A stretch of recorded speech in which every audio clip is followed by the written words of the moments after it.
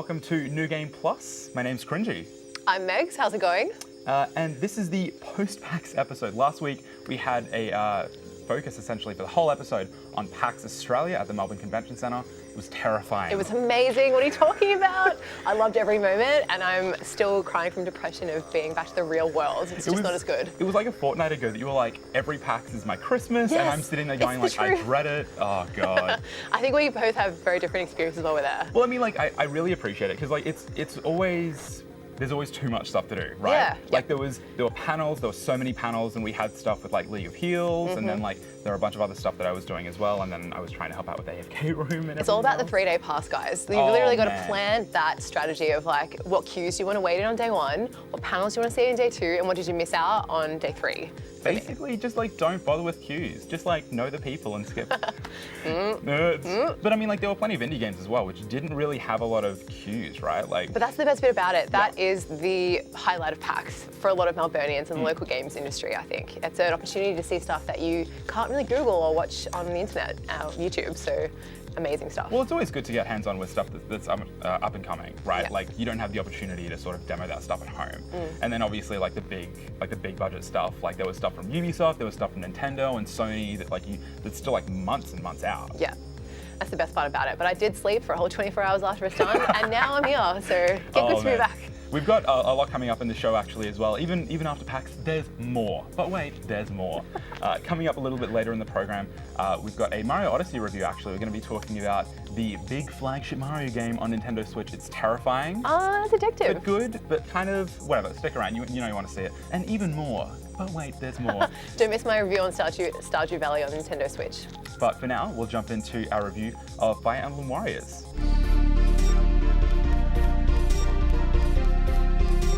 Back in the day, when it came to Nintendo's intellectual property, they were quite careful when it came to offshoring a lot of their IPs to other developers, especially third-party.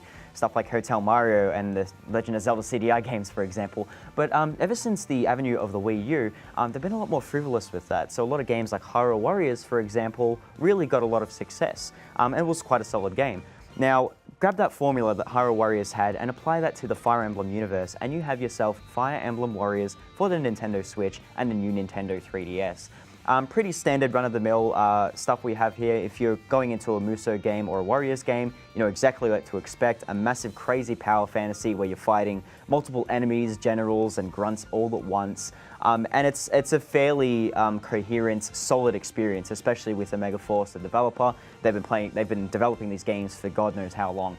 When it comes to Fire Emblem Warriors, it's very similar to what you'd expect with Fire Emblem Fates, where you have everyone coming together in this one universe, trying to make sense of where they are, what they're doing. And it features a lot of characters from previous Fire Emblem games, most notably some of the recent ones, such as Fates, Awakening, even characters from Shadows of Valentia, which came out earlier this year.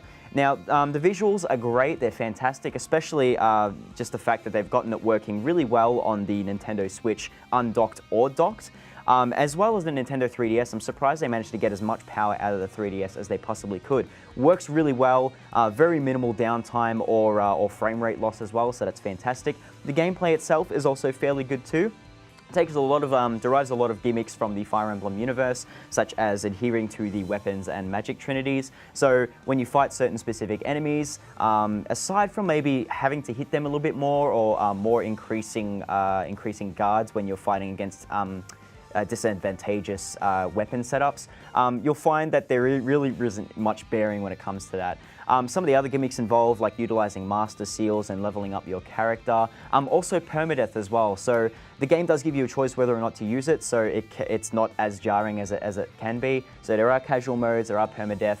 Some of the issues that I did find, especially when it comes to the character selection, is the amount of diversity involved. Now, when it comes to a Fire Emblem game, we're all going to expect a hell of a lot of Lord-class characters. There was no avoiding that whatsoever. But I'm actually kind of disappointed to see that they took a lot of and derived a lot of characters from the Fire Emblem Fates and the Awakening universes, which is a bit of a shame because there's a lot of universes that they can kind of derive a lot of characters from. There's only a handful from Shadow Dragon, one character from Shadows of Valentia, and no Ike from no representation from Path of Radiance, so or even Sacred Stone. So just the fact that there's so many characters that they could derive from each Fire Emblem game, and they only managed to, I guess, stick to just a couple fan favorites, which is a bit of a shame. There's a lot of missed opportunity there, but aside from that, the game remains a fairly solid experience. If you're an old-time fan, you're going to be disappointed with the character diversity and some other facets of the game, but coming into it, if you're a recent Fire Emblem fan, or if you play Muso, it is still a damn solid game, and I highly recommend you give it a check.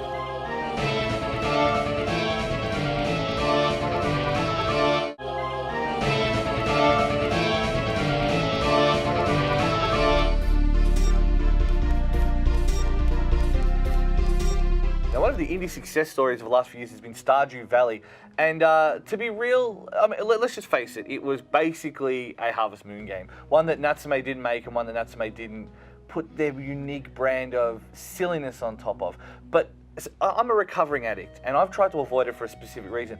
I've unfortunately met somebody who kind of went in fresh and suffered the full Stardew Valley treatment. Meg, how do you feel? Hey. This is the first step is admitting that you're an addict. That's it. Yeah. I have showered and I've eaten food and I've submerged from the Stardew Valley hole that is now released on the Nintendo Switch. Yes. And like Jason said, I went in totally blind and lost days of my life. But I don't regret a single thing, and I'm here to tell Jason why, but also to convince all of you to give it a red hot crack. Because that is the big thing, big difference here. I've specifically avoided it. We have such a bumper year of games, the Switch alone, that I knew that the second I started playing it, it was over. 100%. It was over. He's not wrong. No. And I'm an office worker, 9 to 5er, and I'm very time poor, and I choose to play portably all the time. It's like my main source. So I use the dock for events and maybe 5% for my own personal. Totally. It's funny, isn't it? Like, I think it's a great feature, but portable is the way to go. And to me, I lost days and regret nothing. So essentially, you play as someone that's just taken over her grandfather's farm after he's passed away, and you like get rid of the weeds and make it beautiful again. Straight up Harvest Moon, but that's See, fine. I've got to get things straight. Like, Animal Crossing is one of my favorite games of all time, so I was instantly attracted to the concept Animal Crossing of Pocket Camp out now. a little bit all over it.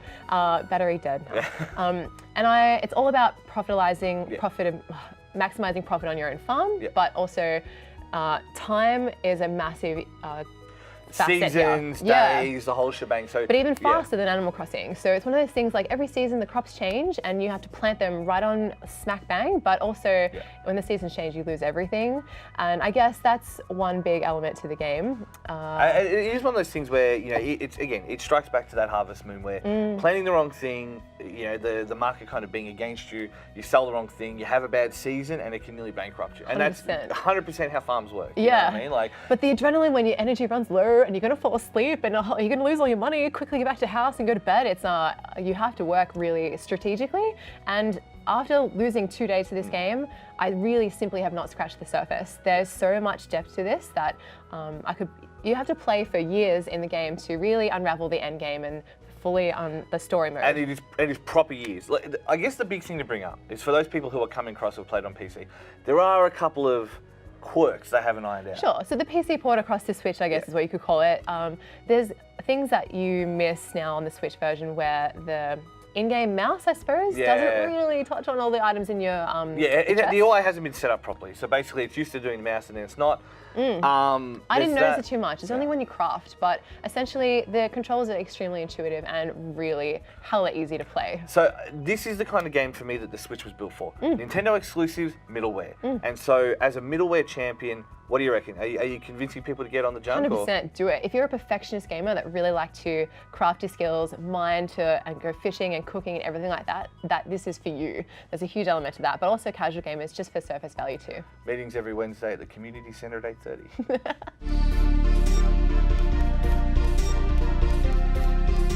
So the Super Mario series has had its fair share of ups and downs over the years, right? Like it kind of reinvigorated the series back in the 80s on the original Nintendo Entertainment System, and then fast forward quite a few years, and 64 really kind of picked up a lot of speed just as 3D gaming was really starting to get the attention of mainstream audiences. And then fast forward even further, like Sunshine kind of fumbled a bit, Galaxy really hit its stride, but now we have Super Mario Odyssey on Switch. And the thing is, there's not a lot of these kinds of games around anymore, right? Pretty much. Yeah. Like the third-person platformer is a really exciting concept where I've had the pleasure of playing it, and it's been one of my launched like must-have titles on the Switch since I got it, and I've kind of enjoyed like a lot of what it had to offer. Yeah, it's enjoyable, but it kind of begs the question, like, what should you expect from a game like this in 2017? Agreed. Right? What was it set out to achieve? I think it has a really unique proposition where it's really endearing, it's nostalgic, it delivers everything hardcore Mario fans really want to experience in this like new generation of Mario. And I think the best part about it is the gameplay. It's really intuitive, it's very easy to pick up, plus it really delivers on everything that we were all expecting. So the core gameplay is kind of a hodgepodge of ideas, right? Like you've still got the general sort of running around as Mario, the actual core platforming, which is still really, really good. It still feels really fun Yes. to try and traverse these Bizarro levels in some cases. Yeah, Bizarro is correct. Yeah. I think its newest offering is this possession ability. Yeah, exactly. What did you think? It kind of hit or miss would probably be the best way to Wow, put it. okay, fair enough. Well, I mean, like the thing is, in some cases, it's just a matter of like taking over something as trivial as like a Goomba, where like you don't slip on ice, or like a fish, where you don't have to like come up for air sometimes. Yeah. But then there are like occasions where you take over a T-Rex Oh, man, and just for like sure. you just like rampage through the level. Yeah. The main point of like trying to sort of possess all of these different creatures, I guess, is to try and get the moons. Which kind of are like the equivalent of Mario 64's stars or Galaxy stars. All the coins, pretty much. Yeah. And you're trying to get those to make sure that you can power up the Odyssey and try and track down Bowser to stop his wedding. But need I say, it is the most goddamn satisfying thing when you finally get a moon. Oh my gosh, it's really great, and it's a really enticing way to explore off the trail of the game and to, just go off-road and experience what each level has to deliver. And I've got to give you a side note here that not every moon is available just doing campaign, which is of course really like it's a little bit weird, right? Like the thing is, the game does a really good job of sort of starting you off with training wheels, right? Like it sort of eases you Hand-holding. into a lot of the core mechanics, including like some of the possession stuff, which you're still possessing monsters like 5, 6, 7 hours into the game that are new. But then also, on top of that... Oh, mate, Cappy, he's adorable. And now Mario has this ability to throw his hat and use it to jump on top of or open doors and as a weapon to kill like bosses and other enemies. And you're able to like take those tools back to like the original level or like the sort of earlier levels and go back through and pick up all of those collectibles that you weren't able to in the beginning. Yeah. But even then, like through the core objectives and then through a lot of the side stuff where you are enticed to do a lot of exploration, it is really fun. It is really satisfying. As I was exploring New Donk City, playing as Mario, I found that it was a really interesting juxtaposition of having a cartoon character in a real-world sim environment where all the characters look like actual 3D people and they spoke Simlish to Mario to get their objectives across. Well, the weird thing is that New Donk City isn't one of the levels, because like, if you've been looking at like a lot of the trailers or a lot of the gameplay it's the one stuff, that you'd recognize from most of the branding. Yeah, exactly. But you don't actually get to see it until like 3 or 4 worlds in. Exactly. And so you get used to the sort of bizarro, really abstract level design and visual design. But then it throws you into New Donk City, which I maintain has a really interesting level structure. Yeah, it does. It's gorgeous. Yeah, but in terms of like being able to go down beaten paths, or go off beaten paths rather, and sort of explore little like weird crevices or like parts of the level that like don't really look like you should be there. Yeah. But then like you said, the visuals don't really quite match up with that. Agreed. There's a lot of moments where you can sit back, relax, and enjoy the view with the snapshot mode, take some nice selfies with the Instagram filters, and I really like that. But I think what I found the most was that the camera controls in this level were quite extreme. They gave me a bit of vertigo, plus it felt janky and hard to control. Well, the camera controls can be kind of hard to... This is the problem with 3D platformers, right? Yeah, exactly. Like, when you have areas in a level where the developers feel comfortable giving you full control, it works. Yeah. But then there are parts of a level where you might go into like a tight 2D side-scrolling sort of area, and then it kind of goes to or in the boss areas, it goes to a dolly, and so depending on where you are, like where Mario actually moves, then the camera will move and you don't have control of that. And that still feels like crap, right? There were a few moments where I was like, reassigning with the left thumbstick and stuff. Yeah. But yeah. Yeah, and then on top of that as well, like, look, while we're on it, motion controls, can they just stop? Like, I was watching a friend play it and all of a sudden he's like, with his hands, and I was like, what are you doing? And I'm like, nothing, just playing Odyssey. And yeah, it was very disjointing and distracting. So I found that I don't think we need to play with that. I think it would be better without. I think it's more frustrating that like some of the controls are actually restricted to motion. But look, overall, it doesn't really impact a whole lot on the game experience, right?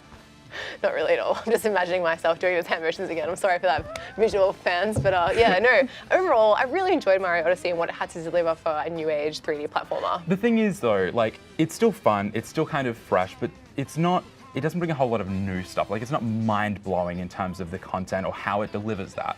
The reason I think why it feels kind of fresh is because it's kind of a void genre, right? Like, outside of ukulele recently and this, There's and still like, a lot of depth within Mario's controls and like what the things he can like actually achieve around the maps, I think. just going with tempered expectations. Yeah.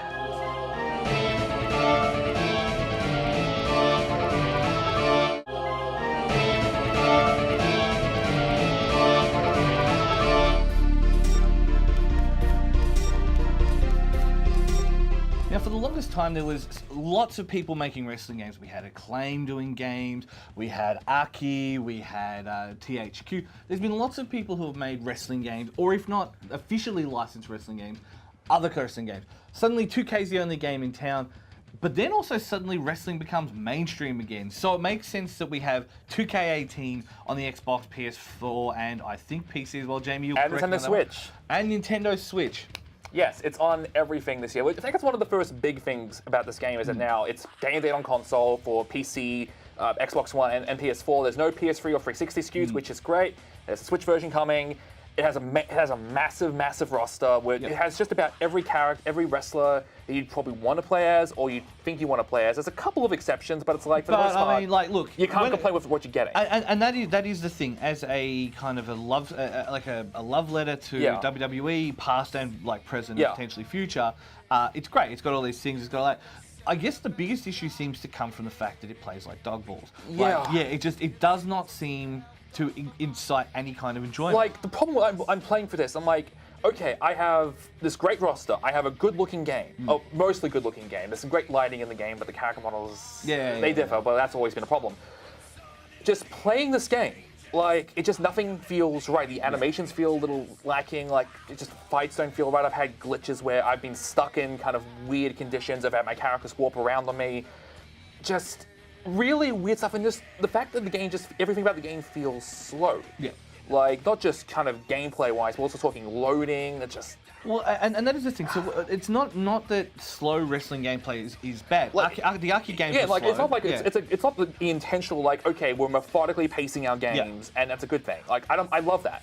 But it's just the actual pace of everything in this game where stuff that shouldn't feel as slow as it does feels slow. Do you think that it's because they don't have those 360 and PS3 SKUs to fall back on, so they've had to actually work on the single thing and they haven't optimized it properly or something? Like, or? I think the biggest problem I see is that it's kind of in this weird mix of it's either an arcade game or a sim game. Because you can play it, and it just doesn't feel right. Like, it's just this weird balance where it's not one or the other, it's this weird middle ground. I don't think that really works for it. Yeah, right. And because this is the other problem, is so previously when they released WWE games, there was no competition.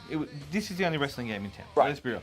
But suddenly we got Fire Pro. And granted, Fire Pro appeals to a different audience, the hardcore NJPW fans, all that kind of stuff, right?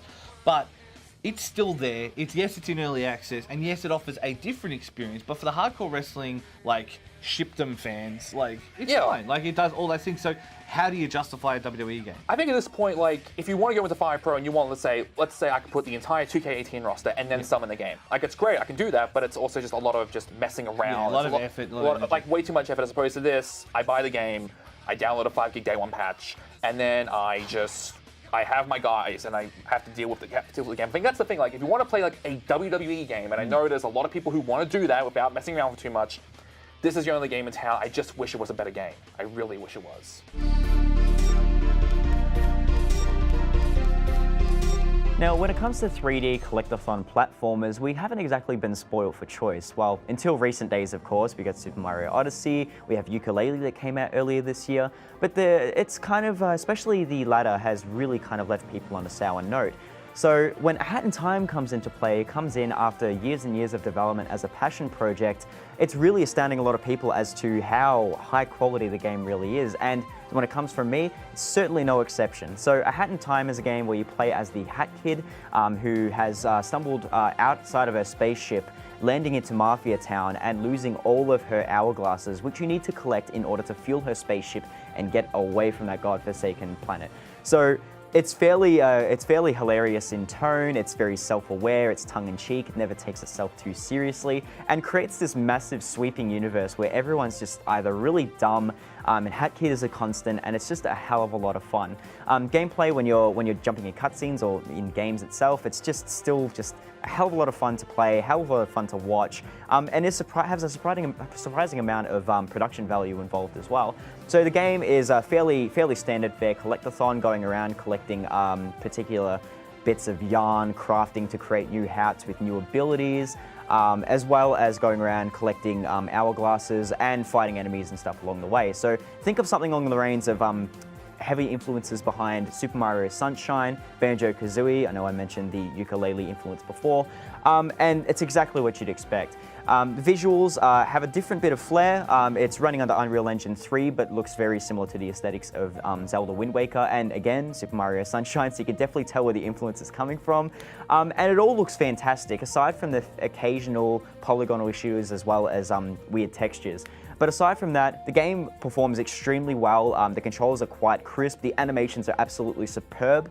I know this game was on a Kickstarter budget at some point, but the animation still looks fantastic. It's full of charm. It's incredibly endearing. If you guys managed to cut your teeth on Mario Odyssey or Ukulele and left feeling like you wanted a bit more 3D platforming, A Hat in Time is definitely what the doctor ordered.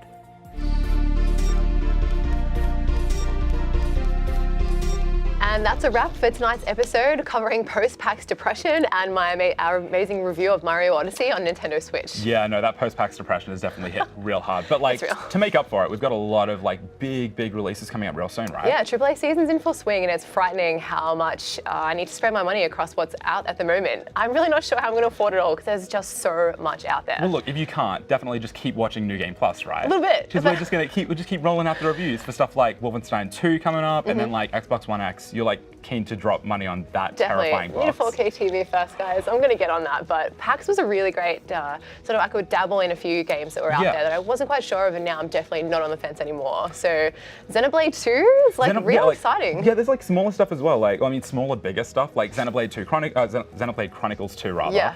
Coming out on Switch, the follow-up to like back on the Wii, because Xenoblade Chronicles X was kind of a bit of a weird sidestep.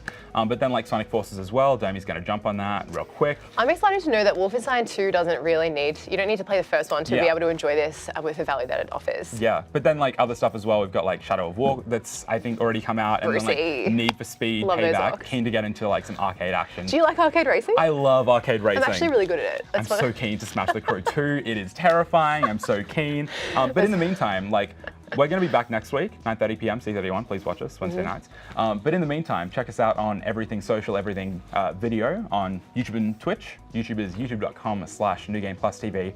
On Twitch, we are twitch.tv/NewGamePlusTV. On Facebook and Twitter as well, because you live on those platforms, really. 100%. Oh man, it's terrifying. Facebook, everywhere. NGBTV, facebook.com/NewGamePlusTV, and twitter.com/NewGamePlusTV, and the website, newgameplus.tv. But for tonight, that's pretty much it. Thanks for watching, guys. We'll see you next time.